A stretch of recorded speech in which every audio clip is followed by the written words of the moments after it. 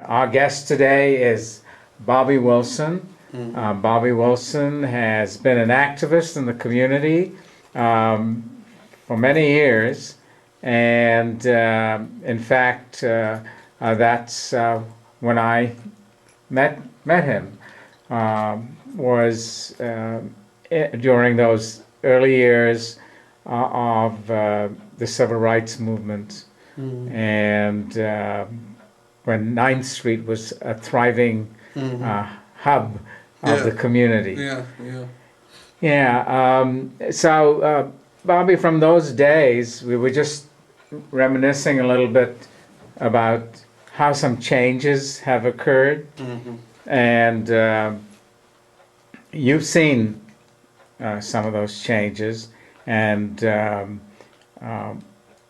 what are some of your thoughts about that? How those things came about?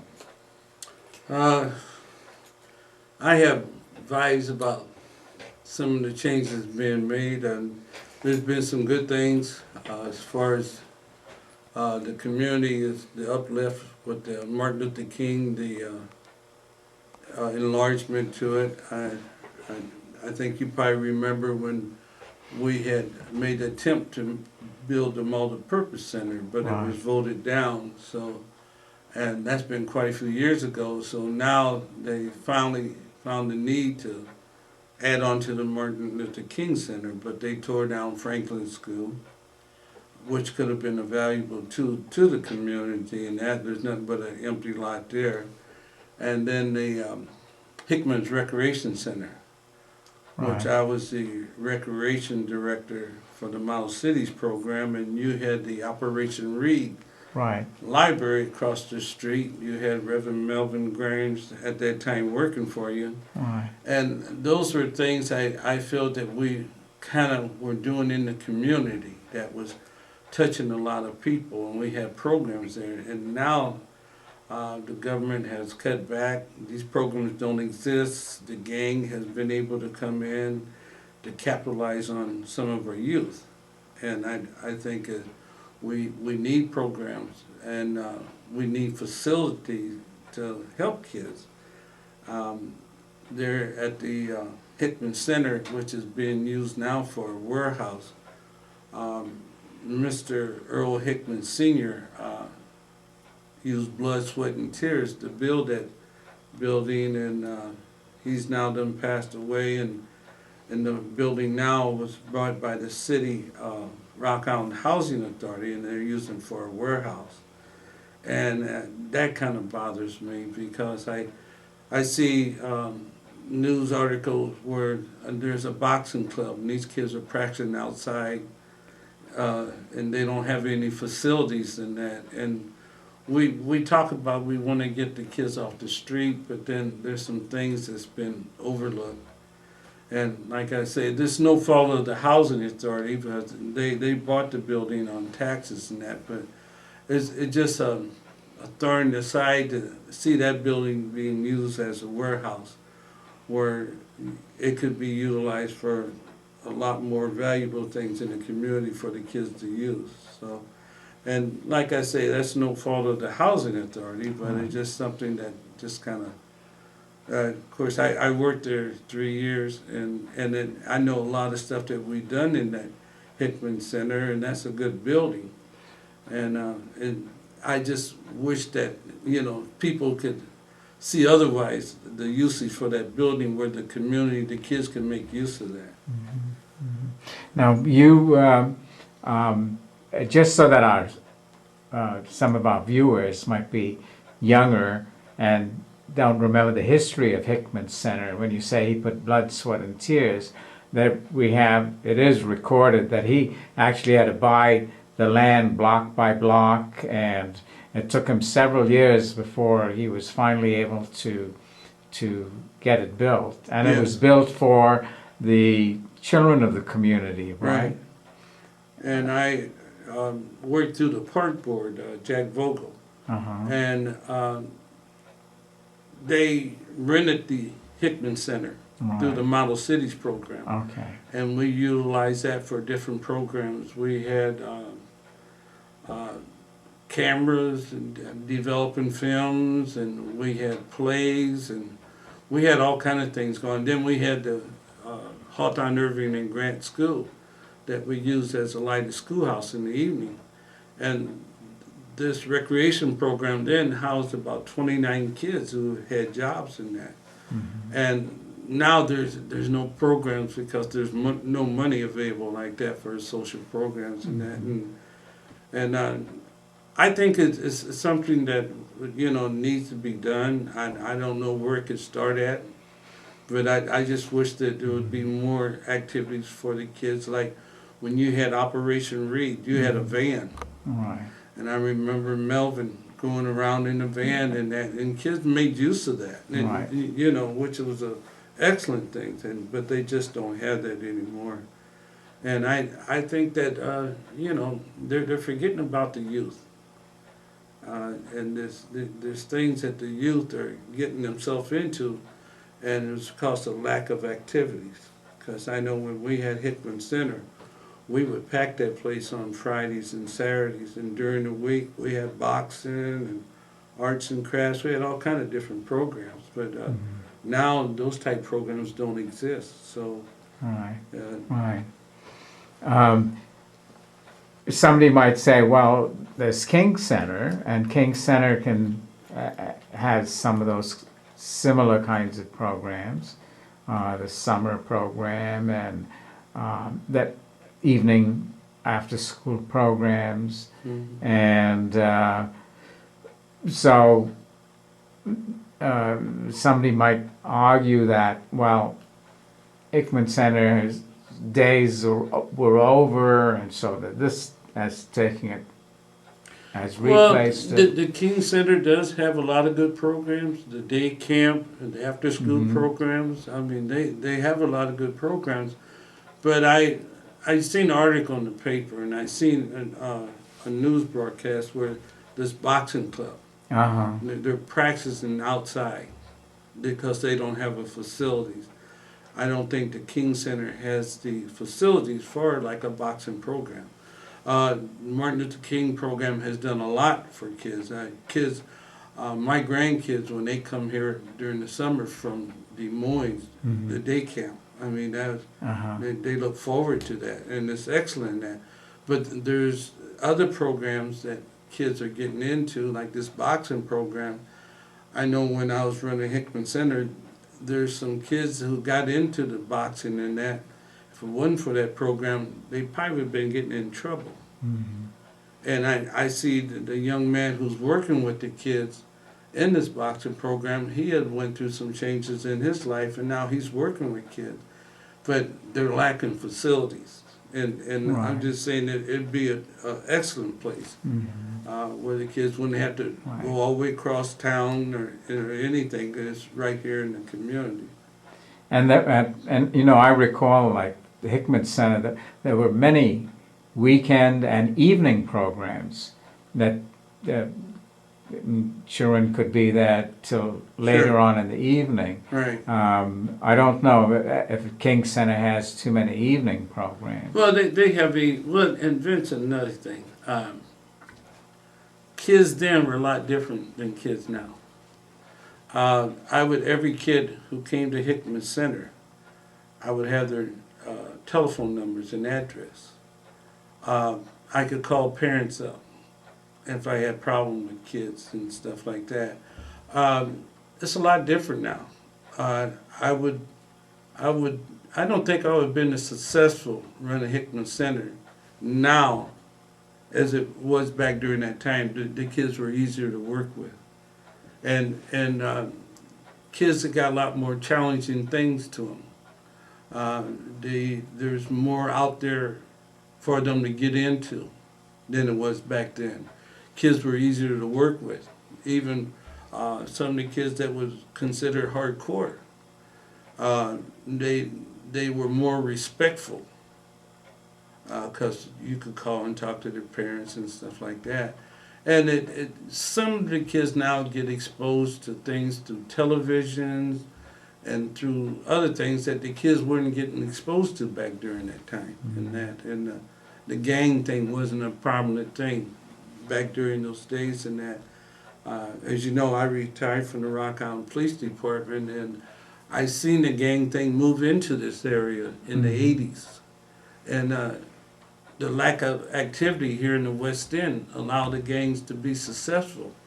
And in any community, if kids are idle, they grab onto things that they think are interesting to them. So tell us a little bit about your background then. When did you join the police department, and what were you doing before? You said you were working for the park department. Yes, prior to that? And well, were you a student when you joined, or when? No, Okay. no. I was 34 years old when I joined the police department. Okay. I worked at Statesville Penitentiary back in '69 and '70. I was like a task force, they select a few people to go into the prisons and work, and we gather information. It was then the public safety, and it was turned over to the Department of Corrections back in '69 and '70. And I worked there. Then I came back into the Quad City areas, and I worked at Farm Mall. I worked for the city of Rock Island, myself and Ida Robinson and Mrs. Ethel Sherlock, and that when they first started out with the Model Cities program, we went around to help organize block clubs and that, So I've always been kind of like working in the community and that, and I was involved in demonstrations, and you probably recall some of we fought for fair housing and things like that. But I always believe in fighting for your rights and things that's going to build community in a bigger stance in that. And I see things now. I think people take a different look at it. In politics, I have never got myself directly involved in politics, but I can see where it's difficult because it's hard getting people involved to do things. If you're named alderman, people expect you to do it. They think you are the representative in that rather than get involved. So it makes it difficult. And just getting people involved in general it's hard to get people to understand that, in order to bring about change, they have to get involved themselves, not because I elect you to be a councilman, then you're the one that's supposed to do all the work. I mean, it's difficult. And I think people's attitude's a lot different now. And I think not just here, worldwide, and I don't know what caused it, but it's like that. So you were brought up in Rock Island? No. I'm from Quincy, Illinois. Quincy, okay. I'm from Quincy, Illinois, and I was born and raised in Quincy. I went to Parsons College for several years, and Parsons College got themselves in a little situation down there. They lost their accreditation. I ended up in the Quad Cities, and I worked at Farm Mall. I worked at John Deere. Back then, you get laid off one place, you can go to another place. But it's a lot different now. The work thing is a whole lot different. I work construction. I worked on construction at then it was a Longview. Well, no, it's the Maple Ridge, but it wasn't the Maple Ridge back then. I can't think of the name of it. But I worked on construction out there, and the masons on that. Yeah, and I done all kind of work. Wherever I could get my hands on, I would work in that, But I had always wanted to get in law enforcement, and I ended up getting in law enforcement, and I spent 15 years on Rock Island Police Department. And when I was on Rock Island Police Department, it was an eye-opener, You can complain on this side of the fence, but then when you go and get inside the system, you see more things that are happening in that. And it was a good experience for me. I worked in the residential burglary task force. I worked in the special projects, and when I was on the police department, one of the things I discovered by being in law enforcement was that people don't want to get involved. They don't want to get involved. And we, through the Community Caring Conference, we had to try to encourage people during the neighborhood watch, and I was on the neighborhood foot patrol because people were getting their house broken into, and people didn't really say much about it in that. And then we started getting neighbors to look out for neighbors more. And that was always interesting. I worked with Buzz Robinson and Tony Banks, Michael Jackson, and a couple other officers who I really enjoyed working with. And it was a good experience. It was a real good experience. And now I'm working with the Public Defender's Office. I'm an investigator with the Public Defender's Office. I've been doing that for about like 13 years. And thinking about retirement, but it scares me to think that I'm going to stop working. So I'm still working now, and I'm 65, and I don't know when I'm going to stop. But it's always interesting working with people, and I enjoy it. And I'm a minister here at Second Baptist Church. My pastor is Joseph Williamson, who's a very educated, interesting pastor in that, and he's a motivator, and he built this life center. He had visions for this life center, and we're constantly busy here at this church. And that He was an attorney before, wasn't yes, he? he was down in East St. Louis. Matter of fact, him and Dave Hoffman worked together. And Dave was my boss at the Public Defender's Office before he retired. So yeah, and now he's a good pastor, and it's a difficult job, but he's doing a good job, and he really educates people about the work they need to do in church and stuff. And we just, one day, I hope we're able to go out in the community more. We're starting to do things like on Tuesday, we have people come in from the community. We have a grant, and people are coming in on Tuesday, and that's a free meal and that. So that turnover comes in existence where people are now starting to come to church through that program and that. So you have to kind of reach out. Right. Now, talking about some of the things in the past, I recall, there was a lot of protest against building Valley Homes on 25th Street, that location.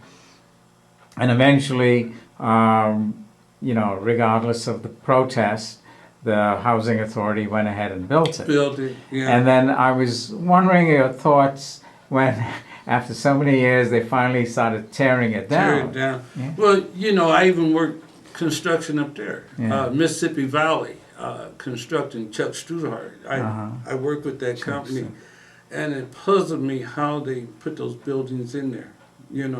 They had to end up tearing down some because the wall. the ground, the wall, and that was collapsing in that. And then after all the years, they end up tearing all that down up there. So you can second guess things that's done happen there, but at the time they were strong about it, and they felt it was a good thing and that. But then after it started having problems in that, they found out, well, maybe it's not a good idea. So they end up tearing it down. And to me, it's a waste of money. Right. That maybe they could put separate houses and stuff up in there and that. But, I wasn't in the planning stages back during that time and that. And I think you were involved in some of the protests with that. But, now we can see an empty lot up there. So, I mean, those are some of the things. And how do you feel about that, though? Do you think there's some, that the people's feelings are not being respected? I mean, there was also people who wanted to save Franklin School, but they went ahead, then they went and tore that down. There was basketball court. There was, they could have had evening programs, and which they did while it was open. And so, what's your opinion on who's making those kinds of decisions? Well, when they voted the multi-purpose down, Right. which is the extension to the Martin Luther King Center, which now they're doing now. They said we had Franklin School. Well, I think Franklin, and they let the school go down afterwards, and then they tore it down. And I thought it could be utilized different. You know, I don't know what the cost would have been to save that, but where I'm from in Quincy, the school I went to, my mom went to, still exists. Okay, and some cities think it's necessary to tear down buildings and that, and some cities don't, I guess, you know. And I just think it was a bad idea for them to tear down Franklin, because I think we used to utilize Franklin. They had that theater, and we used to have meetings. Right, and it could have been used for a lot of good things, and now they end up, you know, building new schools in Rock Island and that, and I don't know what the condition of the school was and what was the reason for it, but I don't think you really had a voice back then to determine if it was going to go down. Next thing I knew, it was being tore down. You know, I mean, it stayed empty for a long time. Right. And we used to have a basketball league down there. Right. And we have like 6 or 7 teams to play basketball at that. And they had other facilities in that building that could have been used. Mm-hmm. But, you know, it went down. It went down. Yeah, and you just sit back and think of, you know, what could have been if that building was still being used. Right. You know, could we have utilized it for something else? And, well, like they use Grant School now as an alternative school. It was a grade school, now it's an alternative school. And maybe Franklin could have still been used for classroom purposes and stuff like that. You know, of course, I don't know how the school's budget was and where they were at during that time, but, you know, we have opinions about things, but we don't know the cost, you know. Right. But I just, I think fair housing was a big boom. That was a big accomplishment. Yourself, Chester Hill, Reverend Don Johnson, and a lot of people were involved in that. And I think that improved a lot of things, because there was a limitation where you could live for a long time. And I think you were one of the persons who had an encounter with that, you know, in an apartment complex and that. And, you know, if you don't stand up and fight for things, you know, you'll never get anything accomplished. And I think that's what's wrong with a lot of things that are happening today. People aren't really looking and fighting for things that they should get. Is it because they feel, you know, other people will abuse them or, you know, taunt them? And every time you read about those kinds of things on, you know, people on email, they can email you things, freedom of speech. And so they, you know, people don't want to put up with that kind of negative stuff. Yeah, that's true, but, you know, I had to put up with it when I joined the police department. Right, I mean... were you one of few minority? Right. But if you believe in something, you should go for it. Regardless what somebody says. If you let people discourage you from something that you want to do, you must not want to do it bad enough. And it's a challenge. So you're saying your fellow police officers were abusive, or you had problems with them? Well, no. I wouldn't. I tell you, I had good times and bad times on the police department. And there's some good times that I would never want to regret at all. I'm a grown man. So you have to have broad shoulders, you know. Working in law enforcement, you're going to have ups and downs. I mean, there are some things that I thought could have worked out better, but they didn't. But that's life. You know, you have to really understand, and, you know, being defeated and laying down is no excuse. You know, I mean, I was taught that as a kid coming up. I've always been a competitor. I played basketball in Quincy, and Quincy's known for their basketball program and that. But I had a coach named Shell Hanks, and he instilled not only being a basketball player, he instilled a lot of things in life for us to do. And one thing, you don't quit. And if you strive for something, you go after it. And I think some people get discouraged too quick. You got to fight, and you got to know how to fight. I went against things that were happening, and so I ended up getting into the system. My uncle, who was a law enforcement officer in Kansas City, Kansas, he told me, well, if you don't like what's going on, then get inside the system and make the changes. Don't stand back over and throw bricks. Get inside the system and make the changes and that. So when I got in law enforcement, I thought I could make some changes, as far as attitudes, how people felt about the police and that. I don't know if you remember when we had a retreat in Macomb. We had a sensitivity workshop. Right. And a bunch of police officers and citizens went down. Well, I was one of the citizens that went down, and I can never forget this officer named Bernie Rice, who was very on me all the time about joining the law enforcement and that. And he ended up talking to me into getting on the police department. But Bernie always said, hey, it's easy to do what you're doing now, but come on and join up.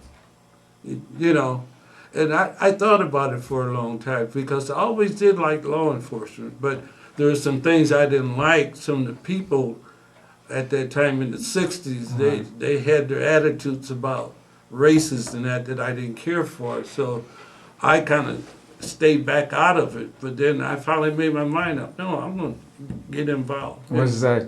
So when you got in, Chief Myers wasn't there? No. Myers was gone. Ron Henson was the chief, and he was a good chief. And a lot of people didn't quite understand him, but he made a lot of changes. Chief Scott made a lot of changes. And now they're, it's helping, but people got to get involved. If people don't get involved, it's hard to get anything done. So how many African-American policemen were there when you joined?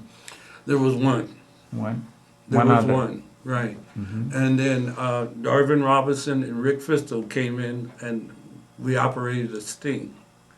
And then Tony Banks and Ricky Robinson came in, and, it just, it made a difference. And one thing that I found out in all these years, you can't change people's attitude.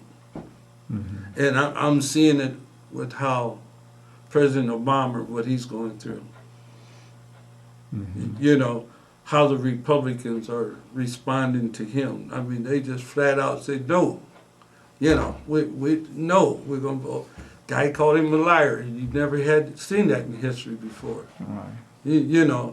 So the attitudes, if people's attitudes don't change, this country will always suffer from things in that. I think Obama's a good president. I think he come in at a difficult time. And sometimes when you make predictions, maybe all of them don't come out, but then people judge you by those things. And they've been very judgmental with him. It was something that I didn't think I would ever see would be a black president. And I was glad, and I'm happy to see that we have got a black president. But I look at him as a very educated president, and he's capable of doing a lot of things, but there's people who still have attitudes because of race that are keeping things from going on. And that's sad, I think. I think it's very sad. So, do you think that happens at the local level? You had some experience at the police department. In fact, you helped sort of open the door to get more police officers. Sure, yeah. And do you think there's still that kind of a resistance to getting more people? I think it is, and you look at the ranking officers, and you look at the top officials, and and it's always going to be there because people have attitudes, but there's people who are living places that they couldn't live back in the 60s. There's people working on jobs that they couldn't work back then. They brought a black chief into this area, Chief Scott, and that was a big surprise to a lot of people. You see a lot of top-ranking officers left when Chief Scott came because of attitudes. I don't care what reason they said, it was because of attitudes. It was like they wasn't ready for a black chief to come in this area. So there's, but the young kids aren't paying attention to that. As you go to these schools, and then these kids go along. 1971, they had almost a race riot at Rocky, But if you look at these kids now in the high schools, and that, I mean, they get along. It's us older folks still with attitudes, not ready to make the adjustments in that. And they're the ones who are sort of control things right now. Oh, sure, yeah. Very, very much so. They're the one that, and I don't know what it's going to take. Me and you both are up in age. I'll be 66 next month, and I'm not going to ask you your age, but we've seen a lot of things. We've seen some changes. There've been slow progresses of changes in that, but there need to be more. All right. I mean, there's a lot more room for more, and it's about attitudes. Changes come along with attitudes. When attitude changes are happening. I think the teachers need to have a different attitude with their kids. Some of the teachers are real good for kids. Some of the teachers are there because they got so many years in now, and they got to work so much longer, and they have attitudes. And it's showing out on the kids. I mean, kids aren't learning like they should. And many that's a big discussion, education and the problem with this education. And, often we would hear, well, the parents are not interested in the kids. Do you feel that way? Well, yeah, and a lot of it is the parents need to get involved. Go to PTA meetings, and you'll see there's a lack of participation of parents. And I was coming up we had 5 kids and 1 boy, or 5 boys and 1 girl in the family, and we were poor, but my parents took time out. It don't take money to be involved with your kids, and I think a lot of the parents nowadays, where you got younger parents, and they were brought up different, okay? You got kids having kids, and that. We didn't see that back during that time. When I come through high school, I remember 1 girl getting pregnant. And now you see kids pushing buggies going to school. And I mean, it's good that they're staying, but I'm just saying the difference in the time frame and that. And it's got to deal with the home. My dad always said, when you leave from here, you act like you come from someplace. You go to a basketball game, or you watch some of the kids. Their attitudes, some very disrespectful, and it makes a lot of difference. I have a problem with kids sagging their pants. I think it's disrespectful, but that's not all that bad because we used to wear hankies out of our pants, wear our collars up, and so we think about what we did as kids too. But I think it was more in a respectful manner than what kids are doing it now. And it makes a difference. The value of life is a lot more serious back during that time than it is now. We have more young kids killing each other for nothing. And, and the drugs and stuff, I mean, there's a lot of things that's out there for them in that. And, you wish you had the answer. You want to know how can you come about getting at these problems and that, but it's something that's going to take a while to unsolve.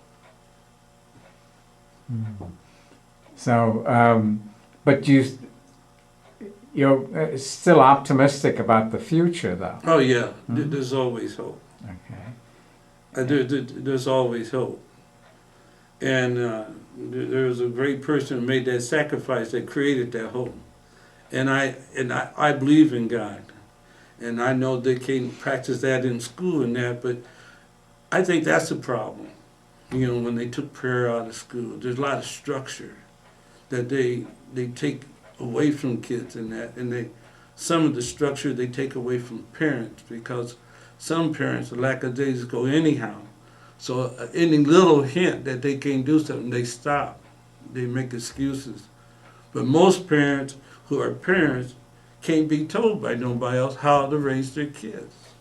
Mm-hmm. You know, and I hear people say that, you know, well, I can't. Yes, you can. If you're spending time with that child, you don't need to be spanking a 14, 15-year-old child. You know, that's kind of late. So, but if you're spending that quality time with that child, it's going to make a difference. And you can find them from here in the West End, wherever. And you know, there's kids that's done come up through some rough ends and have been very successful. And you know them, and so do I. But that's because of their home life, the structure. So I don't like to put blame with parents themselves, but you know, we have to start from someplace, and it starts with home. And they say, well, I got 5 kids and I'm not able to do anything. There's no daddy in the home and that. Well, there were some decisions made for that situation to get to be where it's at. And so you have to think about it. You know, it's easy to say, well, they don't have nothing in that, but you know, somebody made some bad decisions in order for it to get there. So, and you just can't give up on kids. There's a lot of kids come from broken homes and stuff. I watched this basketball player, Wade, plays for Miami Heat. His mom was a heroin addict. Uh-huh. You know, and he's been successful in life. You know, so you just can't always say, well, because, you know, certain things happen in my life, so I can't go on with my life. Well, to me, that's the excuse. That's a cop-out. It seems like it would want to make you work harder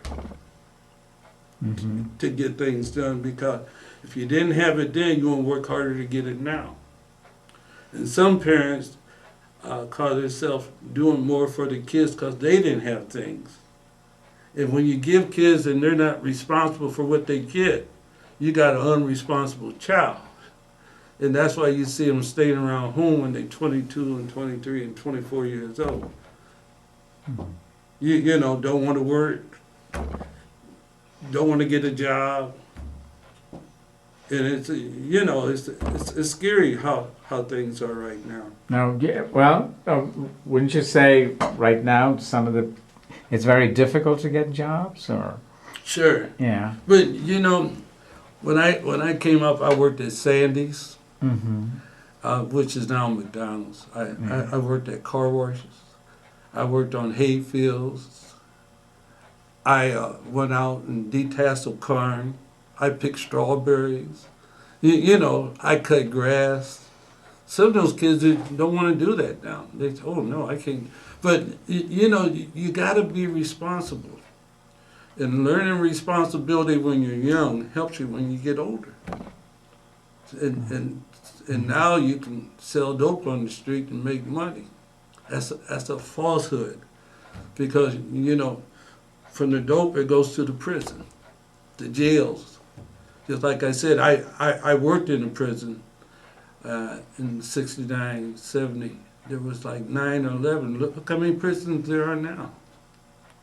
They haven't built new schools, they built prisons. They built one out here at Thompson. Yeah. Stayed empty for a long time.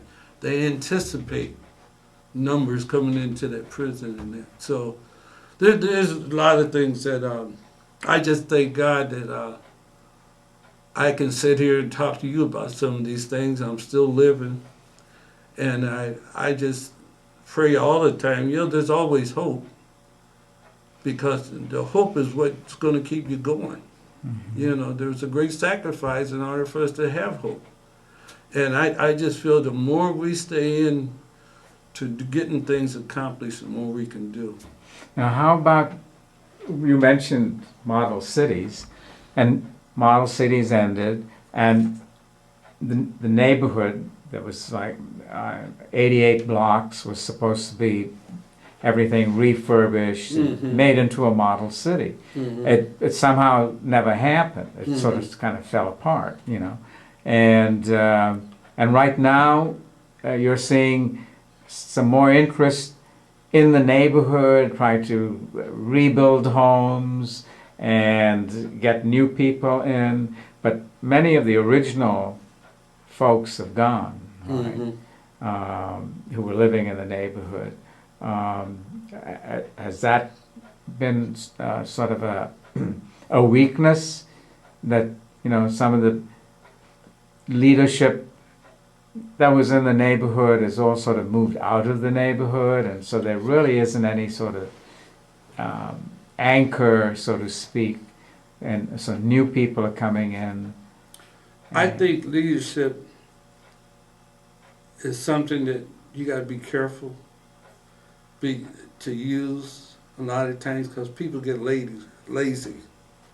When they say a person is a designated leader, they're going to sit back and follow. And one of the things I noticed in the West End, the new homes that are coming up, they tore down some of these old homes and they're building new homes and stuff. I see some improvement coming in that, and then slow in that. But when you say leadership, I wasn't a leader. You wasn't a leader. We were involved. You know, we were involved people in the community, and I don't think we had a leader then. Okay. But I think we all took time ourselves to get involved.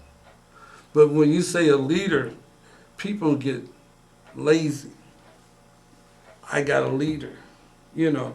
And the leadership, I have never really seen a sound leadership in Rock Island for a long time. I've seen some very inspiring people come through.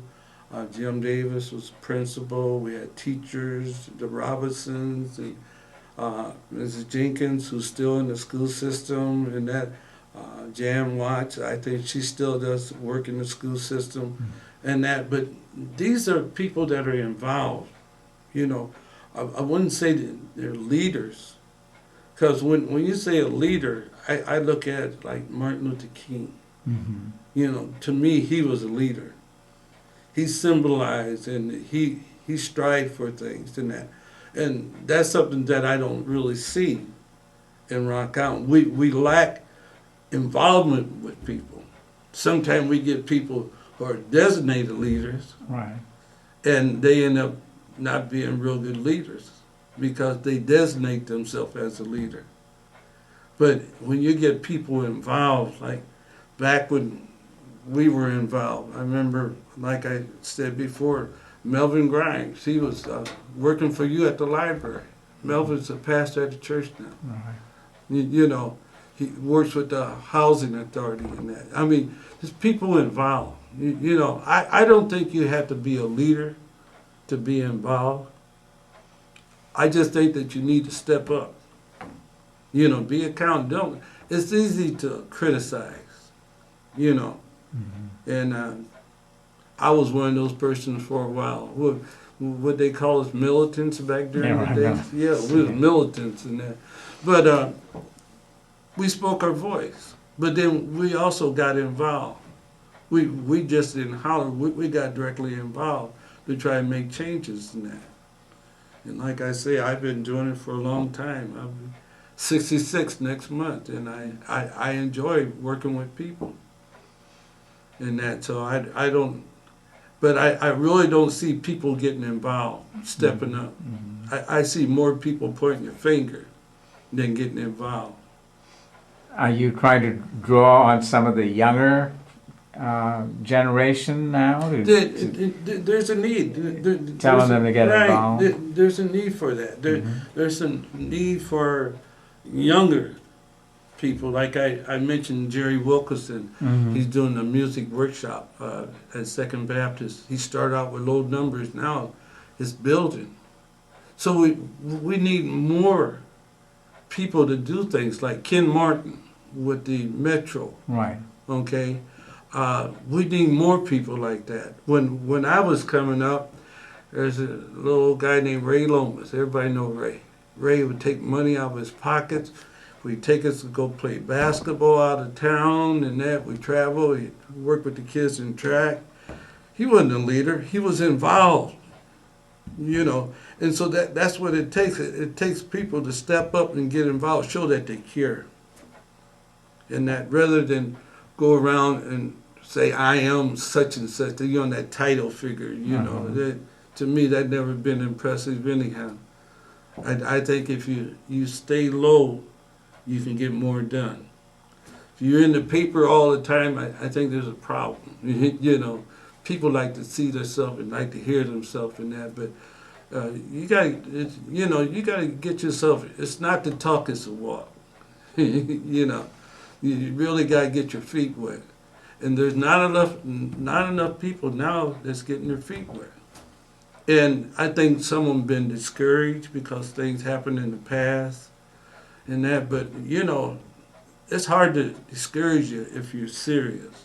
You have to keep fighting, and it's very important. Now, there are some of these things that you're talking about. I remember several years ago, you'd started writing a book. Mm-hmm. Right. Are you still working on that? You know, Vince, I'm glad you asked that, you know, because I pray all the time that if I do complete this book, it's going to have a meaning for it. And I always think that this book that I was putting together, and I still got it working, putting things together, I want it to have a purpose, okay? I really want this book to have a purpose so somebody can pick that book up and learn from it. I don't want it to be a book just to say a whole bunch of things. I mean, I experienced things working in prison.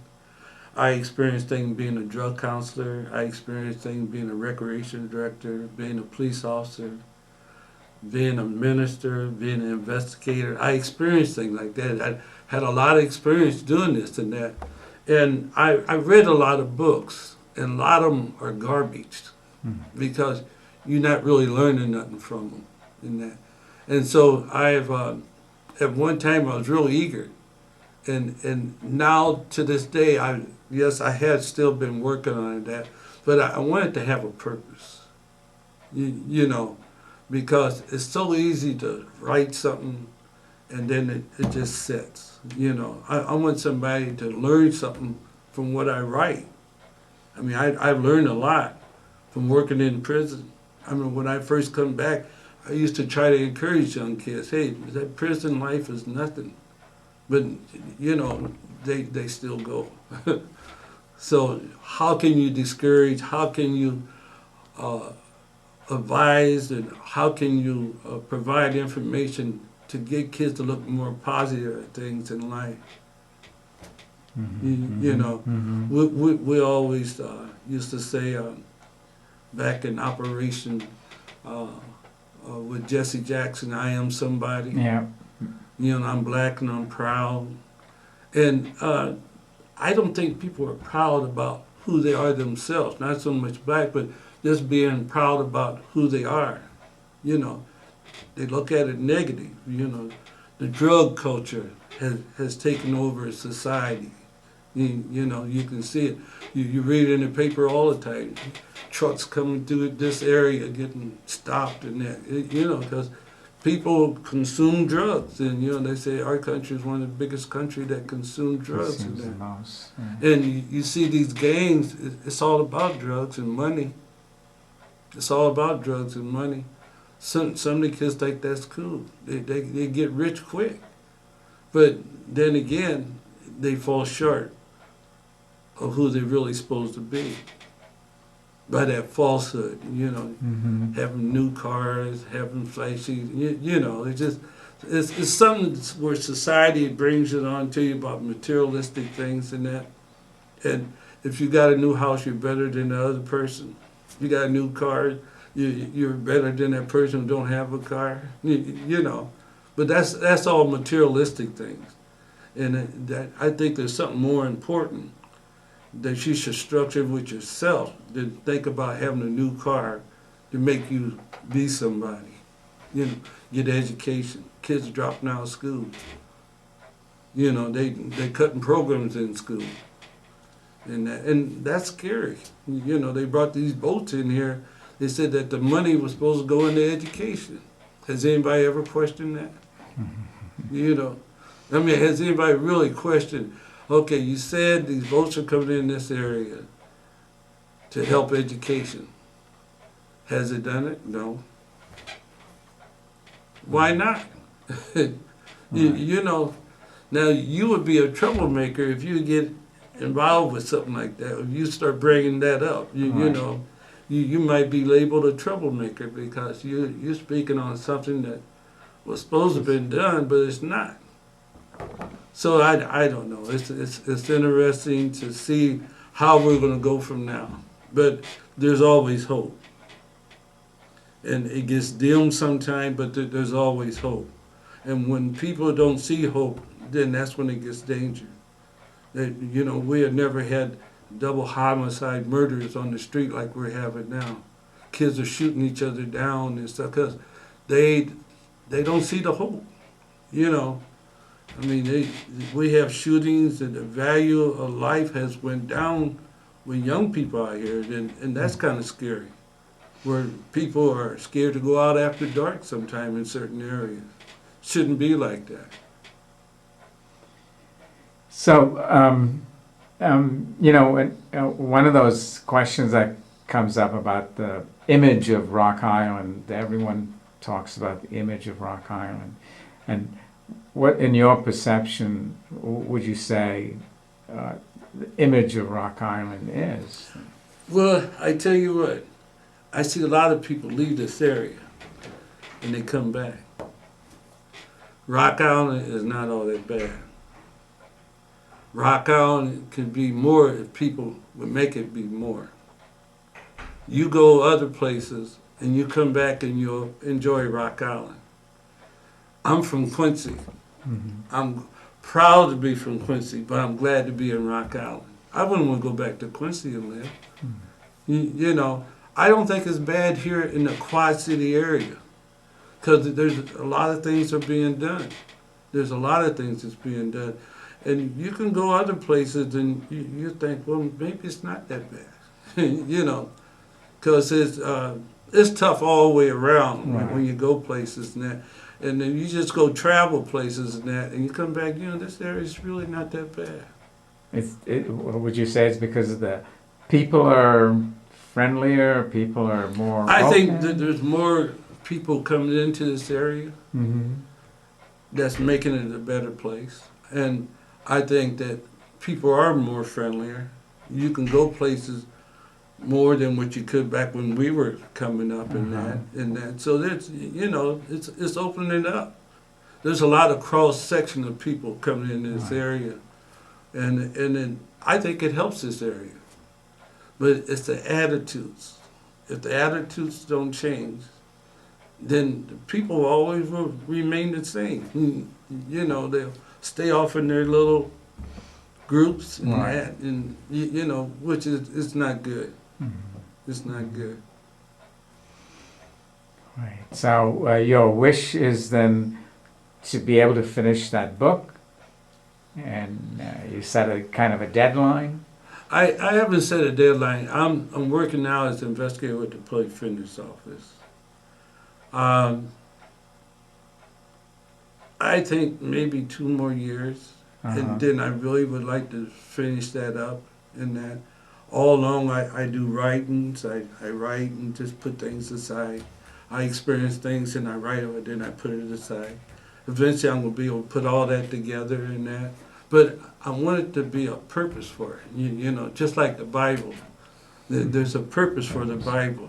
You know, it's something that you can use, you can look into, and you can read, and it reflects anything that you have going on in your life. And without that, I think it's a senseless purpose. When O.J. Simpson trial went down, all those people wrote those books and that. They just made money. They capitalized off of that. You know, and Well, I had an individual tell me, have a purpose and a reason for writing.